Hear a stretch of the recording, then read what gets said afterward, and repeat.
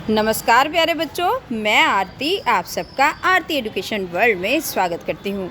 बच्चों, आज की इस वीडियो में हम आपकी कक्षा 10 की विषय हिंदी की कार्यपत्रक नंबर 77 पढ़ने वाले हैं और जिसकी तिथि है 25 जनवरी 2021।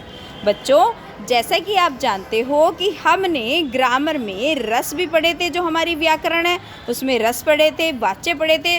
तो आज ये जो आपकी वर्कशीट है ना, आपका टेस्ट लेने आई है आपके रस और वाच्य का। चलिए देखते हैं आपकी वर्कशीट में क्या कुछ लिखा है। इस कार्यपत्रक में हम व्यवहारिक व्याकरण का अभ्यास करेंगे। अभी तक कई व्याकरणिक बिंदुओं के बारे में आप जान चुके हैं। आइए अब हम रस और वाच्य का कुछ अभ्यास करें, यानी कि हमें कुछ प्रैक्टिस करनी है जो हमने रस और वाच्य पहले पढ़े थे वर्कशीट के थ्रू। चलिए देखते हैं। दिए गए प्रश्नों को ध्यानपूर्वक पढ़ें और पूछे गए प्रश्नों का निर्देशानुसार उचित विकल्प का चयन कीजिए। तो चलिए ध्यान से पढ़ना है और हमें उत्तर देना है। तो पहला आपका क्वेश्चन है मेरे बच्चों, उसमें पहला क्वेश्चन पूछ रहा है आपसे, क्या पूछ रहा है?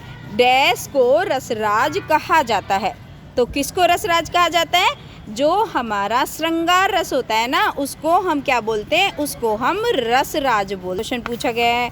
आगे क्वेश्चन पूछा गया है, शांत रस का स्थायी भाव है। तो शांत रस का कौन सा स्थायी भाव है? हास परिहास नहीं, ये तो हास्य रस का है। रति, ये श्रृंगार रस का है। घृणा, ये भी नहीं है। तो शांत रस का स्थायी भाव होता है निर्वेद। तो आप इसका जो गैर विकल्प है उसको सही कर देंगे। ठीक है, अब चलते हैं प्रश्न नंबर 3 पर। प्रश्न नंबर 3 क्या है? बाल्य स्नेह वर्णन में रस प्रयोग होता है। तो जब हम किसी बच्चे का प्रेम में कोई वर्णन करते हैं तो उसमें कौन सा होता है? उसमें हमारा रस होता है वात्सल्य रस। तो इसमें क्या हो जाएगा? इसमें आपका जो ख विकल्प है एकदम सही हो जाएगा। चलिए अब चलते हैं प्रश्न नंबर 4 की तरफ। बाल दशामुख निरखी जसोदा पुनि पुनि बंद बुलावती, अचरा तर के ढकी सूर के प्रभु को दूध पियावती। ठीक है, तो इसमें क्या होगा? क्योंकि इसमें यशोदा बच्चे के मुख को देख करके बार बार उसको बुला रही है, अपना आंचल से ढक रही है और फिर आंचल से ढक के उनको दूध पिला रही है। तो ये कौन सा है? ये भी तो बच्चे की वर्णन है, बाल्य स्नेह वर्णन है। तो इसमें आपका वात्सल्य रस होगा। आपको सब कुछ याद आ रहा होगा अब रस का। चलिए अब आगे देखते हैं आगे क्या है।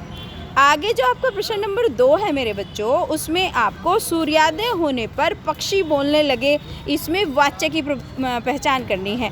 तो वाच्य हमारे 3 प्रकार के होते हैं। एक तो होता है कृतवाच्य, एक होता है कर्म और एक होता है भाववाच्य। कृतवाच्य जिसमें कर्ता की प्रधानता होती है, और वो जो कर्म वाच्य जिसमें कर्म की प्रधानता होती है, और जो आपका भाववाच्य वो होता है जिसमें भाव प्रधान होता है। तो पहले जो आप देख रहे हो, सूर्योदय होने पर पक्षी बोलने लगे, तो इसमें कर्ता की प्रधानता है, तो इसमें इसलिए कृतवाच्य आपका ठीक होगा।